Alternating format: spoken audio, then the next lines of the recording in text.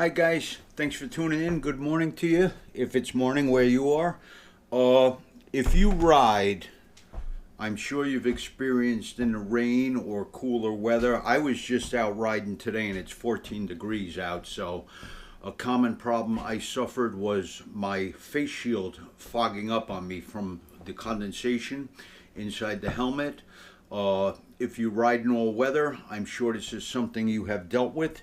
I don't know if you've ever heard about it, but there's something called a pin lock insert. It's like doing a dual pane window where there's a layer of air in between two sheets of glass, or this polybicarbonate, I think is what the face shields are made out of, most of them.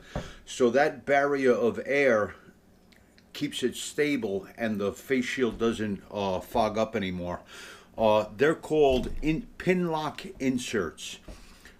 Some of the helmets, I think you have to drill a hole, or some of them have them.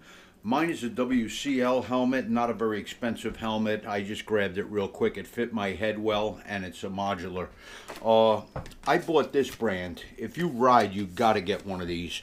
WePro. It was a WePro helmet insert. Say fog off to condensation on your visor. Anti-fog visor insert. So I'm going to put the link from Amazon to get one of these. All you do is mark out where your helmet's going to be, get an idea, and center it. The only thing, you got to get used to a little bit of noticing the glue around it, but it's something you'll get comfortable with after a while. So I tried it out, 14-degree day, zero fog at stoplights. I didn't have to crack my visor or anything. So if you ride, guys, you gotta put that visor insert in there. Safety issue, you know? Thanks for watching. Please give a like and subscribe, and stay safe out there. Take good care of your bikes, guys. They'll take good care of you, and definitely take good care of your families. Bye-bye.